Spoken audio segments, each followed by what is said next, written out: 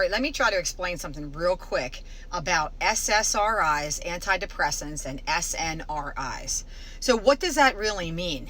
So you're trying to get somebody to not be depressed or anxious.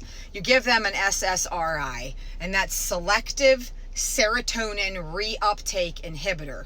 So those things keep a certain amount of serotonin in the brain at all times. And the same with the SNRI. It's selective norepinephrine reuptake inhibitor.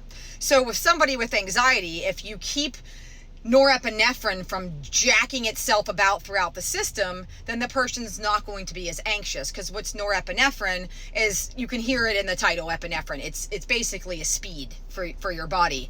Now, serotonin is a neurotransmitter that creates a feeling of peacefulness and happiness and contentment. But sometimes if it's too high, it can create nausea and cause other types of negative issues. So if someone's taking an SSRI and they don't feel well, and they're nauseous and they feel like there's too much serotonin, they're walking around like a zombie, not good. If you have an SNRI and that same thing happens, also not good, not enough norepinephrine.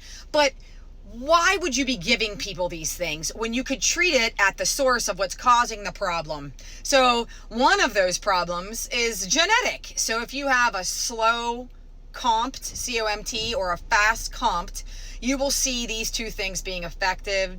If you have a fast COMT, you will see things leaving the body too fast, maybe like ADHD symptoms. You'll see yourself, needing somebody who might need more substances in order to make them feel better, because everything's leaving the body too fast. Now, if you have a slow COMT, then that norepinephrine doesn't get out of the body in time, so it backs up.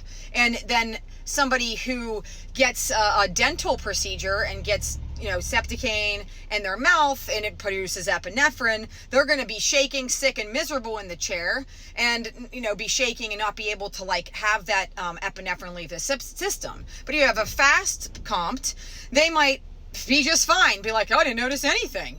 That's the difference, right? So you cannot treat people with these things across the board without knowing anything about them as an individual, especially at a genetic level. For just one example, I mean, there's many other examples, but if you treat the body with 5-HTP because it needs some serotonin or some tryptophan, you might find results that are a little more effective than having these brain chemicals altered with these heavy duty drugs.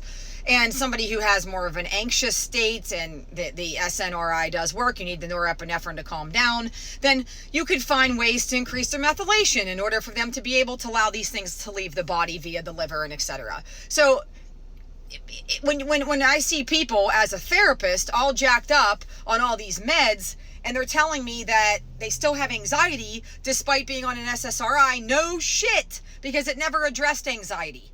If they tell me that they still have depression being on antidepressant, then none of the serotonin is the issue. There's other issues at play. There's trauma, there's cellular issues, there's genetic issues, there's dietary issues. I mean, just to name a few. This is a holistic thing. This isn't just a one shot, one med, here you go, we're fixing your problem. But people tend to just listen to the almighty psychiatrist or the almighty doctor and say, here's a pill, this is going to fix your issue. Now, I'm not saying this doesn't work for some people, because it absolutely can. Just like mood stabilizers can, and anti-anxiety medication can work. Absolutely. You take a benzo, you're going to calm down. I don't care who you are. You're anxious, you're having a panic attack, you're going to be relaxed to at least a point if you take those things. But that works on GABA. We're talking about a different neurotransmitter, so we have to understand how these things affect the body and what goes together. And I just wish people would be more aware of these things before getting on these medications and then suffering later some withdrawal effects or side effects of severe weight gain, excessive sleeping, no ability to have emotions or connect with others, having a zombie-like mood. So, there's a lot of different things that could be helpful to figure out if you just gave the time and effort to a little more research, just a little more in-depth research.